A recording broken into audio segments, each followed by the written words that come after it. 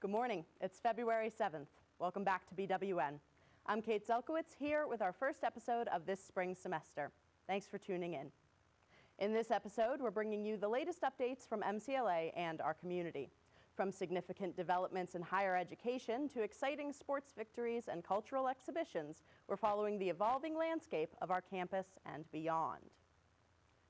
On January 20th, President Donald Trump signed an executive order to dismantle federal diversity, equity, and inclusion, or DEI, programs, labeling them as radical and wasteful. Critics warn that this rollback could unfairly limit access to opportunities for marginalized people, creating yet more barriers for them to face. In response, Massachusetts municipal leaders, including Attorney General Andrea Campbell, have pledged to uphold DEI principles at the state level, emphasizing their importance in fostering equitable environments. Institutions like MCLA, which operate under Massachusetts jurisdiction, will continue to adhere to state legislation promoting equity and accessibility, and will need to navigate these changes carefully to ensure all students have equal access to educational opportunities. It's been an exciting start to February for MCLA athletics. The men's hockey team triumphed over Fitchburg State in a 2-1 game, while the men's basketball team secured a win against the same opponent, 71-67. The excitement continues tonight with the women's hockey team set to face the Plymouth State Panthers on home ice. With its late January start date, the spring semester always kicks off in the cold. However, thanks to a heating crisis in one of MCLA's residence areas, the spring 2025 semester is starting off chillier than most. Come with me into the field as we learn more. The start of a new semester is always an exciting time, but for residents of MCLA's flagged townhouses, the beginning of this spring semester hasn't exactly been the warm welcome back they were expecting. BWN caught up with Dylan Schenk, a resident of G Block, about the situation. Basically, when we came back from winter break, it was really cold in the house, like colder than usual. We're like, okay, we'll give it a couple days. Maybe the heat needs to kick on. And then 3 days goes by and it's still freezing in there. And it's not even like an issue with like, oh, the heat's just not blowing hard enough. It's if you touch the metal on the radiators, it was frigid. And to this day, our townhouse is still not heated. Despite complaints from students throughout the townhouses, the issue is initially blamed on user error. The big thing that they said was, oh, if you have like stuff in front of the heaters, like under your bed and stuff, it's going to make the heating less effective. But if that's the case, if I go under my bed with my stuff in there, it should be a sauna under my bed. But no, it is frigid under there because the heat doesn't work. Repairs have since begun throughout the townhouse complexes, but the process has been frustrating for residents. Without a large enough maintenance staff to handle the job, an outside company has been brought in to speed things up. But the work is slow and disruptive. They have a plan to fix it, but they didn't really give us where they were going to start, when. They just said eventually. They haven't really given us much of anything, and it's very aggravating, to be honest. ResLife has offered affected students temporary housing in Berkshire Towers, but many, including Dylan, are choosing to stay put. I pay $5,250 a semester. That is $10,500 a year, which is a lot. I paid the price to live in this house, and I think it's ridiculous that that's the best thing they can think of. And if I was to move into BT, would I be given a discount? Because at this point, I feel like we're all sort of entitled to some sort of compensation. Cold and over it, students claim this situation was easily preventable, asking the school to compensate them and to do better in the future. Why was this not tested? Why, before having students come back into a housing area, why didn't just like one person or the RAs go through and just check all the houses real quick? And for a lot of people, the townhouses were a big grab to come to the school. When we pay our bill for housing, we pay for electricity, we pay for water, we pay for heat. I'm not receiving one of those things I'm paying for right now. And that's aggravating. Just be honest with us. And if you can find the money in your budget, like give us something, because it's ridiculous. For the money I'm paying here, I could find a decent off-campus house. And that's what many people are looking at this point, because what we're going through is not right. Back to you in the studio. Tanglewood's highly anticipated 2025 summer season was announced on January 30th. featuring a diverse range of performances running from late June through Labor Day in Lenox and Stockbridge. Highlights from this year's lineup include a premiere by John Williams, a celebration of Keith Lockhart's 30 years with the Boston Pops, and performances by Bonnie Raitt and James Taylor. The season kicks off with the British Motor Car Festival on June 17th, followed by concerts from Earth, Wind & Fire and multiple shows by James Taylor leading into the July 4th weekend. Tickets go on sale March 6th at 10 a.m. and are available through the Boston Symphony Orchestra's website or by calling 888-266-1200. Starting February 10th, the MCLA Business Department will again be offering free tax preparation services to the Berkshire County community for a 6th year. Open Mondays and Wednesdays from 4 to 8 p.m., the Vita Tax Center is located in Suite 102 of Murdoch Hall. The center is staffed by IRS-certified student volunteers under the supervision of Professor Tara Barboza. All information provided is confidential, and interested individuals can contact Habitat for Humanity at 413-442-3181 to determine their eligibility or to schedule an appointment. Good news for MCLA students who park on the street. Proposed changes to the annual winter parking ban were discussed at the recent City Council meeting. Vice President Ashley Shade is advocating for the ban to begin only after the first snow emergency and end on April 1st. The current ban lasts from November 1st to April 15th, but last year the ban was lifted on April 6th, and in 2022 it ended on April 1st, leading to arguments that the ban shouldn't be enforced when roads are clear. North Adams Mayor Jennifer Maxey and public safety officials oppose these changes, citing the importance of the ban for safe road maintenance, especially when ice can form unexpectedly. The council voted 6-3 to refer the proposal to the Public Services Committee, with a return date set for March 6th.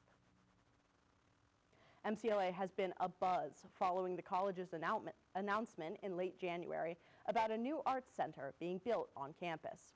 In the field, we spoke with students, faculty, and MCLA President James Burge about the upcoming project. On January 21st, MCLA announced that the college has begun work on a new gallery, arts programming, and teaching center on campus, to be named the Campagna Kleefeld Center for Creativity in the Arts. The BWN team caught up with faculty and students to learn more and get their reactions to the upcoming addition to campus. It's an arts-focused building, so how do we define the arts is a big question, right? Like, it's going to be art, visual art, theater, music, performing art, maybe even art that we don't even understand or even know how to define it yet. The center, made possible by a $10 million gift from Californian artist Carolyn Campagna Kleefeld, aims to make interdisciplinary learning that centers around the arts possible for MCLA students in a whole new way. Community and collaboration are at the heart of a lot of the things I like to do, in a way I like to teach. I try to teach in a fairly collaborative way with my students.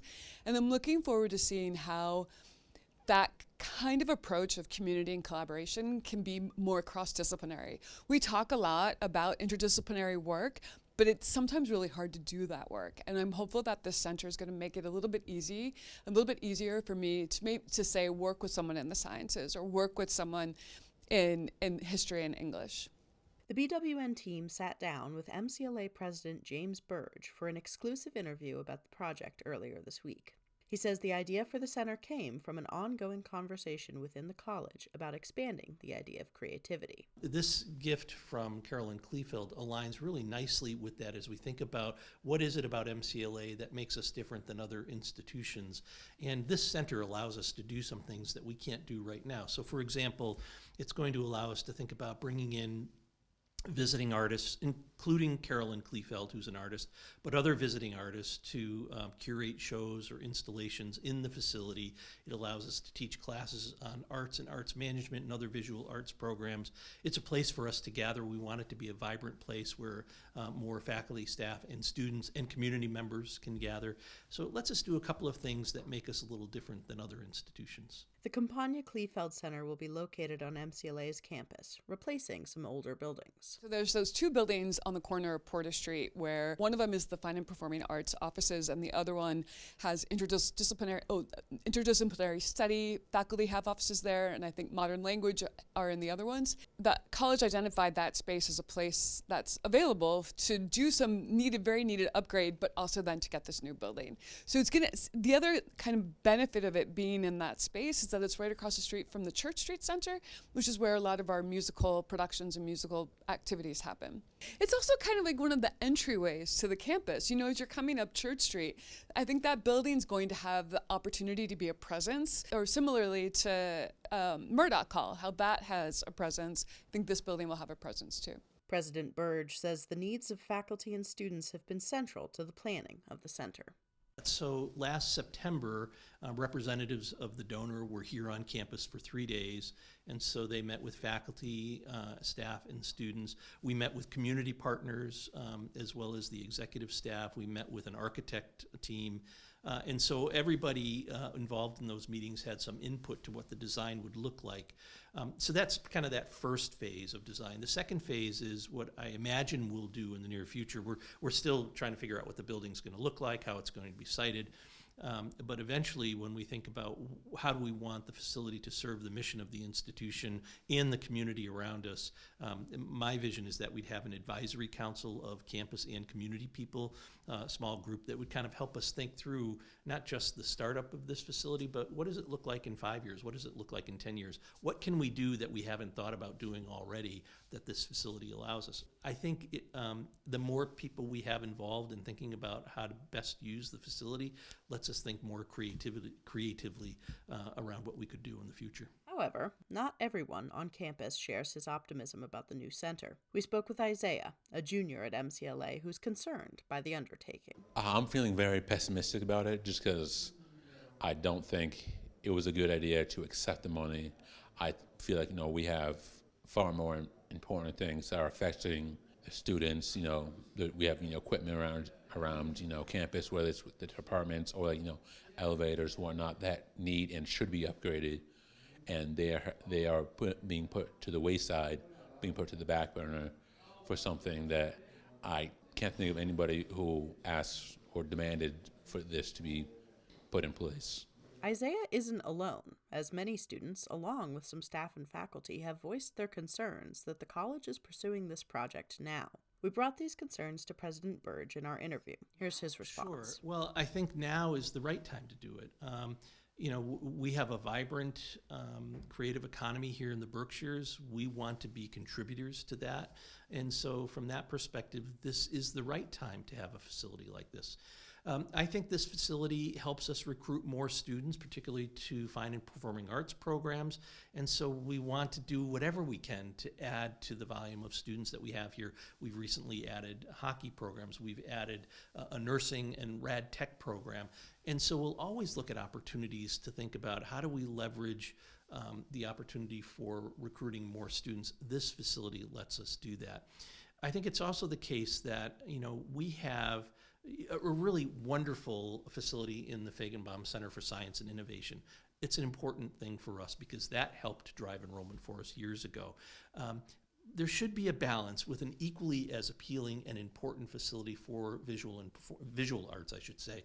So why wouldn't we want to do that? We are a liberal arts institution. The history of liberal arts is that it's the liberal arts and sciences. And so I think this facility in particular helps balance the importance that we place on artwork as well as science. The Campagna Kleefeld Center for Creativity in the Arts is projected to open its doors in the fall of 2027. But for now, it's back to the studio. Our interview with President Burge covered much more than we could fit in this episode of BWN. We'll be releasing the full interview with all the details here on our YouTube channel and on our website in the next few days. Plus, our newspaper, The Beacon, will be releasing an in-depth article about the announcement to follow. So stay tuned to MCLA Student Media as we get you the inside scoop. Today, MCLA's Gallery 51 opened a groundbreaking exhibition titled Women Walking to Water, a Wilderness Mindset. The unique show explores the intersection of gender, nature, and community through women's experiences in the wilderness, encouraging visitors to reflect on their connections to water and the environment. Featuring a diverse collection of works by female artists, the exhibition highlights the importance of water as a vital resource while addressing the challenges women face in accessing and preserving it. In addition to the exhibit, Gallery 51 will host a series of events, including panel discussions, workshops, and guided walks to engage the community and foster dialogue around these themes. The exhibition runs through March 15th, 2025, and is free and open to the public. For more information, you can visit the MCLA Gallery 51 website or contact the gallery directly.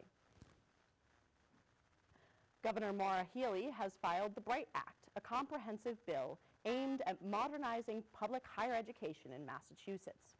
The BRIGHT Act seeks to address critical infrastructure needs, improve student services, and bolster workforce development initiatives, all of which benefit public institutions like MCLA. The proposed legislation would be the largest investment in the higher education sector in decades, with an estimated $2.5 billion allocated for the UMass system. If passed, the act could lead to significant upgrades, including modernized classrooms and enhanced mental health resources right here at MCLA. January and early February brought a roller coaster of weather, starting with unseasonably warm temperatures before storms swept through, blanketing the area in fresh snow and catching many off guard, especially those without snow brushes. On January 29th, a snow squall was accompanied by lightning right in MCLA's backyard. Strikes hit as close to campus as the Cumberland Farms on Ashland Street and across the street from the Church Street Center. While we enjoyed a snow day yesterday, these fluctuations are typical for this time of year. New England winter and early spring are full of surprises. We encourage everyone to stay alert and prepared for inclement weather. That's all we have for you today, but we are back in action for the spring semester. So make sure you're subscribed to our YouTube channel, MCLA Beacon, and are following us on Instagram at MCLA BWN, so you are always up to date. Thanks for joining us. On behalf of the BWN team, I'm Kate Selkowitz. Have a great day.